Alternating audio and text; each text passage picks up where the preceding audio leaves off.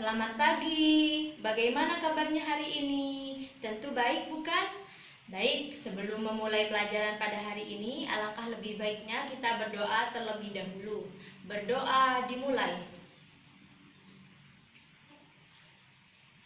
Selesai. Baik, siapa saja yang tidak masuk pada hari ini? Oke, masuk semua ya.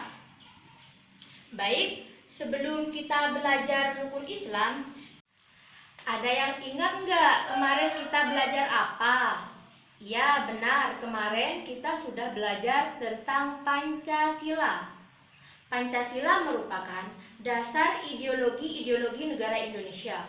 Nama ini terdiri dari 5 sangsekerta, yaitu Panca yang berarti 5 dan Sila yang berarti prinsip atau asas. Ada apa aja sih Pancasila? 1. Ketuhanan yang Maha Esa. 2. Kemanusiaan yang adil dan beradab. 3. Persatuan Indonesia.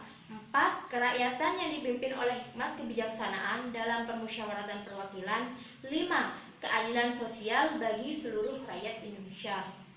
Nah, sekarang kita akan belajar tentang rukun Islam.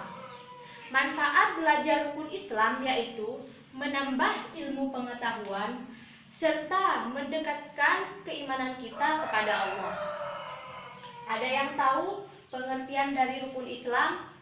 Baik, rukun Islam adalah 5 tindakan dasar dalam Islam yang dianggap sebagai fondasi wajib bagi orang-orang beriman. Rukun Islam yang pertama ada mengucapkan 2 kalimat syahadat.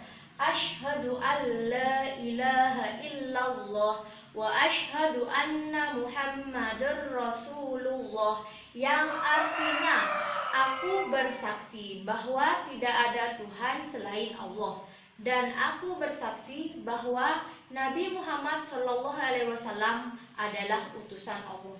Syahadat ini memiliki makna mengucapkan dengan lisan, membenarkan dengan hati, lalu mengamalkannya dengan perbuatan. Adapun orang-orang yang mengucapkannya secara lisan, namun tidak mengetahui maknanya dan tidak mengamalkannya, maka tidak ada manfaat sama sekali dengan syahadatnya.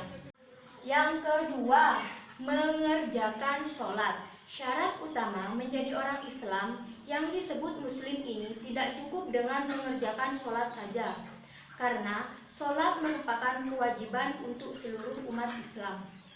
Ibadah sholat adalah suatu ibadah yang dikerjakan berupa rangkaian dari gerakan dan juga doa. Ibadah sholat yang hukumnya wajib untuk kita lakukan adalah sholat wajib atau sholat fardu. Sholat fardu yang hukumnya wajib ini juga dikenal dengan sebutan sholat 5 waktu, karena dalam sholat ini dilakukan dalam waktu 5 kali dalam sehari semalam di waktu yang berbeda. Yang pertama, sholat subuh. Sholat subuh ini dikerjakan sebelum terbitnya fajar dan berjumlah 2 rakaat. Yang kedua, sholat zuhur. Sholat zuhur ini dikerjakan pada siang hari dan berjumlah 4 rakaat. Yang ketiga, sholat asar. Sholat asar ini dikerjakan pada waktu sore hari dan berjumlah 4 rakaat. Yang keempat, sholat maghrib. Sholat yang dikerjakan saat matahari terbenam sampai waktu isya. Rakaatnya ada 3. Yang kelima, sholat isya. Sholat yang dikerjakan pada saat malam hari dengan jumlah 4 rakaat. Tadi Ibu sudah menjelaskan 5 sholat wajib yang harus kita kerjakan. Sholat wajib ini maknanya adalah amalan yang apabila kita kerjakan kita akan mendapatkan pahala, dan jika kita meninggalkannya kita akan berdosa. Yang kedua ada sholat sunnah. Sholat sunnah adalah sholat yang apabila kita kerjakan mendapatkan pahala, dan apabila tidak kita kerjakan tidak apa-apa atau tidak berdosa. Contoh sholat sunnah diantaranya sholat tahajud, sholat duha, dan masih banyak sholat lainnya. Yang ketiga, berpuasa di bulan Ramadan.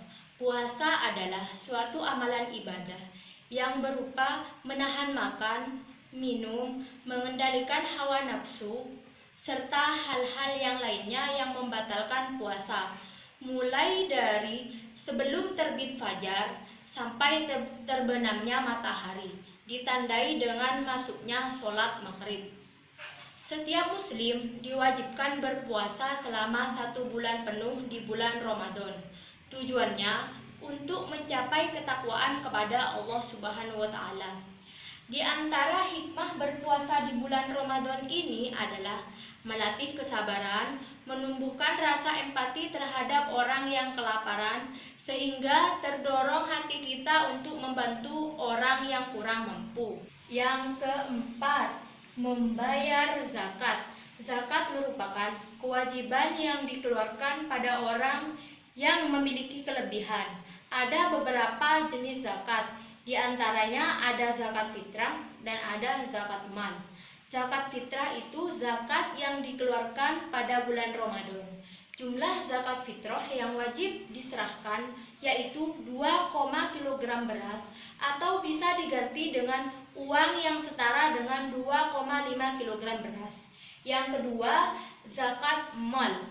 Zakat yang dikeluarkan pada saat harta yang kamu miliki telah mencapai nisab dan haulnya, di mana nisab adalah batas terendah jumlah harta yang dimiliki, dan haul adalah waktu yang harus dipenuhi dari kepemilikan sebuah harta. Untuk zakat mal bisa memperkirakannya dengan menyerahkan 2,5% dari harta yang diperoleh dari penghasilan kita. Yang kelima, naik haji bila mampu. Syarat utama naik haji bila mampu ini yaitu syaratnya harus beragama Islam. Yang kedua, sudah baligh. Yang ketiga, berakal sehat. Yang keempat, merdeka atau bukan budak. Yang kelima, mampu secara fisik dan finansial. Baik, apakah sudah mengerti? Baik, jika sudah mengerti dengan penjelasan yang Ibu sampaikan, sekarang Ibu akan memberikan soal. Contoh soal yang pertama, coba Anda sebutkan rukun Islam. Rukun Islam yang pertama, 1. Membaca 2 kalimat syahadat. 2. Mengerjakan sholat. 3. Berpuasa di bulan Ramadan. 4. Menunaikan zakat. Yang kelima, naik haji bila mampu. Pertanyaan kedua, coba Anda jelaskan pengertian dari rukun Islam. Rukun Islam adalah 5 tindakan dasar dalam Islam yang dianggap sebagai pondasi wajib bagi orang-orang beriman. Pertanyaan yang ketiga, coba Anda sebutkan syarat-syarat dari rukun Islam yang kelima, naik haji bila mampu. Yang pertama, beragama Islam. Yang kedua, sudah baligh. Yang ketiga, berakal sehat. Yang keempat, bukan budak. Dan yang terakhir, mampu secara fisik dan finansial. Baik, tadi sudah Ibu kasih soalnya. Sekarang Ibu akan menyimpulkan pembelajaran pada hari ini. Rukun Islam. Rukun Islam adalah 5 tindakan dasar dalam Islam yang dianggap sebagai pondasi wajib bagi umat Islam yang beragama. Di sini rukun Islam ada 5, yaitu membaca 2 kalimat syahadat, asyhadu an la ilaha illallah wa asyhadu anna muhammadar rasulullah. Yang kedua, mengerjakan sholat. Ada sholat sunnah dan ada sholat wajib. Yang wajib ada 5, subuh, zuhur, asar, maghrib, dan isya. Dan sholat yang sunnah ada sholat duha, contohnya. Yang ketiga, berpuasa di bulan Ramadan. Yang keempat, membayar zakat. Membayar zakat ini dibagi menjadi 2, yaitu zakat fitrah dan zakat mal.